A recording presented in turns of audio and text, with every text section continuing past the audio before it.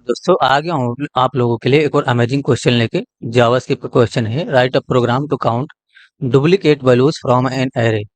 तो ये जो क्वेश्चन है ये आपसे जावास्क्रिप्ट के अंदर ही नहीं बल्कि किसी भी प्रोग्रामिंग लैंग्वेज के अंदर किया जा सकता है, लेकिन जावास्क्रिप्ट के अंदर इस क्वेश्चन का सोल्यूशन कैसे होगा वही चीज अभी मैं बताने वाला हूँ। बहुत ही अमेजिंग क्वेश्चन है और बहुत ही इंटरेस्टिंग क्वेश्चन, ऐसे क्वेश्चन आपसे पूछे जा सकते हैं इंटरव्यू वगैरह के अंदर। तो उससे पहले मैं आपको बता दूं, इस वाले प्लेलिस्ट में वीडियो जाएगा, स्टेप बाय स्टेप ही देखिएगा। ठीक है, नोटिस करिए ये क्वेश्चन मैंने लिख दिया है। उसके बाद हमारे पास एक एरे है जिसको हमें, यानी कि जिसके अंदर से एक एरे है हमारे पास, उसके अंदर कई सारे डुप्लीकेट डेटा हैं। अहद है, आलोक है, सुमन है, फिर आलोक है, फिर अहद है, फिर सुमन है। तो इस तरीके से आपको एक एरे प्रिपेयर कर लेना है जिसके अंदर डुप्लीकेट डेटा हो, यानी कि अहद रिपीट हो रहा हो, सुमन रिपीट हो रहा हो ना। एक एरे है हमारे पास। तो क्वेश्चन का डिमांड एरे है, इसलिए हमने एरे डिफाइन किया है। सबसे पहला काम आपको क्या करना है, एक वेरिएबल डिक्लेयर करना है ऑब्जेक्ट के नाम से या काउंट के नाम से, क्योंकि काउंट करके हम इसी में रखने वाले हैं। ऐसे ऑब्जेक्ट ही बनाइएगा, ठीक है। जब भी आपसे इस तरीके का क्वेश्चन किया जाएगा तो काउंट के नाम से एक ऑब्जेक्ट बना लीजिएगा। अब आपको काउंट करना है। कैसे काउंट होगा, आपको लूप चला के एक एक डेटा को अलग करना होगा।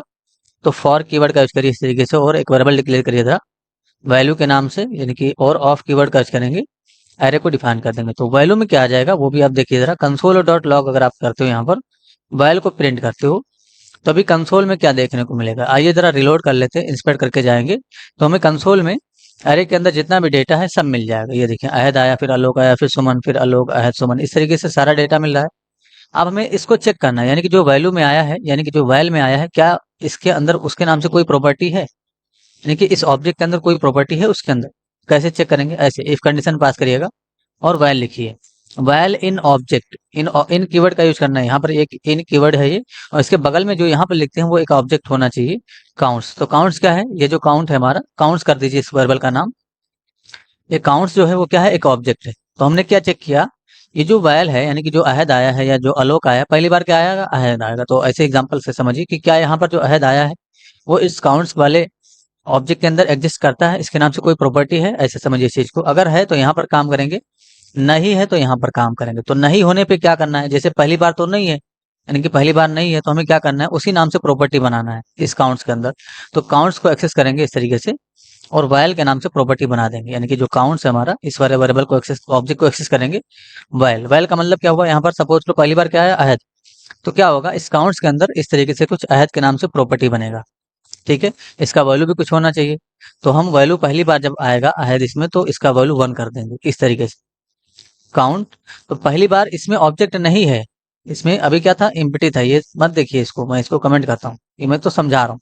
तो इसमें पहली बार ऑब्जेक्ट नहीं है, तो ये कंडीशन फॉल्स है। इसका मतलब एल्स में जाएगा। एल्स में हमने क्या किया है, इसके नाम से ऑब्जेक्ट बनाया, ऐसे ऑब्जेक्ट बनाया और उसमें हमने क्या रख दिया, यानी कि 1। तो यहाँ पर क्या हो जाएगा, 1। ये इंटरनली बनेगा, ये मैं बना नहीं रहा हूँ अभी, इसको मैं हटाने वाले तो मैं समझा रहा हूँ। लेकिन जब दोबारा आपका लूप चलेगा, फिर से वैल में क्या आएगा, आलोक आएगा, ठीक है। आलोक आएगा तो इस बार क्या है, नोटिस करिए, क्या ऑब्जेक्ट के अंदर आलोक है, नहीं है।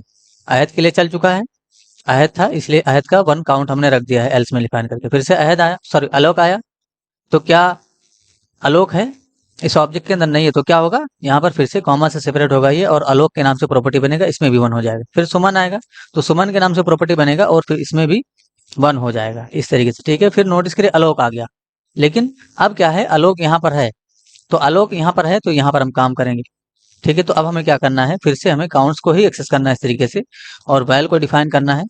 यानी कि फिर से यहाँ पर आलोक आया है, यहाँ पर अगर, तो ये एक्सेस होगा, यानी कि आलोक एक्सेस हो जाएगा इस तरीके से। और क्या करना है आपको, प्लस इक्वल टू 1 कर देना है। प्लस इक्वल टू 1 लिखने का मतलब क्या होगा कि इसकी जो भी वैल्यू है, जैसे कि हमने क्या किया, प्रॉपर्टी को एक्सेस किया। प्रॉपर्टी एक्सेस करने का मतलब क्या हुआ, प्रॉपर्टी एक्सेस करने का मतलब ये हुआ कि आपको आलोक का 1 मिल जाएगा, तो यहाँ पर क्या आ जाएगा, 1, ठीक है। और उसी प्रॉपर्टी में हमें अपडेट करना है, इसलिए हमने प्लस इक्वल टू 1, यानी कि जो 1 है उसमें 1 काउंट हो जाए। तो इसका मतलब क्या हुआ, ऐसे ये चीज हो जाएगा, 1 + 1, इसका वैल्यू क्या हो जाएगा, 2, यानी कि अब आलोक का वैल्यू क्या हो जाएगा, 2। इस तरीके से ये काउंट होता रहेगा, ठीक है। अभी इसको हटाइए, ये तो बस टेस्टिंग पर्पज के लिए था, इसको हटा दीजिए। ये एक आपका एम्प्टी ऑब्जेक्ट है, ठीक है। मैंने डिफाइन किया इस तरीके से, हमने कंडीशन पास किया, क्या जो वैल्यू में डेटा आया है क्या वो ऑब्जेक्ट के अंदर है, अगर है तो ठीक है, उसका डेटा निकालो और उसमें +1 ऐड कर दो, यानी कि जो भी उसमें स्टोर्ड है उसमें +1 आपको ऐड करना है।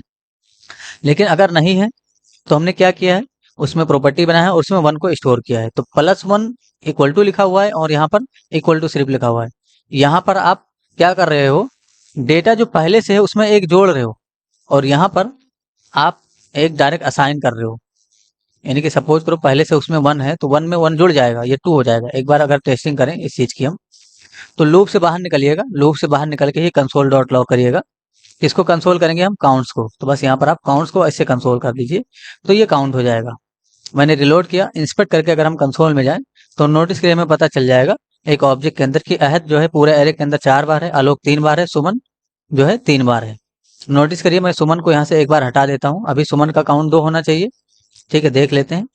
तो अभी अगर हम रिलोड करें तो नोटिस करिए सुमन का काउंट जो है वो 2 टाइम आएगा, है ना। इसी तरीके से अगर आप अहद को यहाँ से हटाते हो तो अहद का भी काउंट जो है कम हो जाएगा, यानी कि 4 बार आ रहा था, अभी रिलोड करेंगे तो नोटिस करिए 3 ही बार अहद का काउंट आएगा। ठीक है, तो किसी भी एरे के अंदर से इसी तरीके से आपको डुप्लीकेट डेटा को काउंट करना है। ये बहुत ही आसान सिंटेक्स है काउंट करने का। आपको एक कंडीशन पास करना है और इन कीवर्ड लगाना है, बीच में ऑब्जेक्ट दे देना है। यहाँ पर क्या होगा, यहाँ पर आपका ये वैल्यू यानी कि एक एक करके इसमें सारा एरे का एलिमेंट आता रहेगा। हमने चेक किया क्या उस ऑब्जेक्ट के अंदर ये पहले से प्रॉपर्टी है, अगर है तो यहाँ पर काम होगा, नहीं है तो यहाँ पर काम होगा। तो पहली बार नहीं होता है इसलिए क्या होगा, उसी के नाम से प्रॉपर्टी बनेगा, उसमें 1 असाइन हो जाएगा। लेकिन दोबारा जब लूप चलेगा तो अगर उसमें आलोक है तो क्या होगा, आलोक का जो वैल्यू है वो निकलेगा। सपोज करो आलोक का वैल्यू क्या है 1, वो निकलेगा और उसी में 1 जुड़ जाएगा। इसका सिंपल सा मतलब ये हो गया। तो अभी हमें इस तरीके का रिजल्ट देखने को मिल रहा है।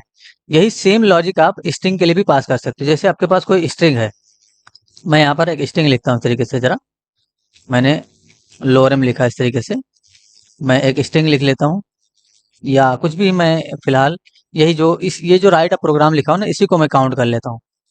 कहने का सिंपल सा मतलब ये है, इसको डुअल कोड या सिंगल कोड के अंदर ऐसे डिफाइन करेंगे। ठीक है, मुझे काउंट करना है कि इसमें जो है डब्ल्यू कितनी बार है, आर कितनी बार है, आई कितनी बार है, टी कितनी बार है, ए और स्पेस कितनी बार है इवन। तो बस इसी के लिए आपको लूप चलाना है। तो अब क्या करेगा, ये एक स्ट्रिंग के अंदर से सारी चीजों को काउंट करके आपको दे देगा, चाहे वो पी हो, चाहे वो आर हो, चाहे वो जी हो, चाहे वो कोई स्पेस हो, ना सब चीजों को काउंट कर देगा। एक बार टेस्टिंग करेंगे इस चीज को। मैंने रिलोड किया, नोटिस करिए, देखिए स्पेस कितनी बार है, 9 टाइम है, तो 9 time space count. Question mark कितनी बार है, एक बार है ना। देखिए लास्ट में एक बार क्वेश्चन मार्क था आपका यहाँ पर, तो अब ये काउंट हो गया, है ना। इसी तरीके से आप स्ट्रिंग के लिए भी काउंट कर सकते हो, जिस तरीके से आपने एरे के लिए काम किया था। तो आपको लॉजिक में कोई चेंजेस नहीं करना है, बस आपको अगर क्वेश्चन में स्ट्रिंग है यानी कि कोई सेंटेंस है तो उसके अंदर से आपको सेंटेंस पहले लिख लेना है और उसी के लिए लूप चलाना है। यहाँ पर अगर कोई एरे है तो एरे बना लेना, उसके लिए लूप चलाना है। लॉजिक में कोई चेंज नहीं होगा, जितनी बार सब कुछ होगा। यहाँ पर स्पेस है, ये स्पेस 9 टाइम है, तो आप काउंट कर सकते हो।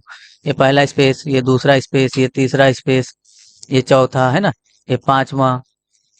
इसी तरीके से आपका ये छठा, फिर सातवां, है ना, फिर आठवां, फिर नौवां। ये देखें 9 स्पेस है ना, 9 बार आ गया।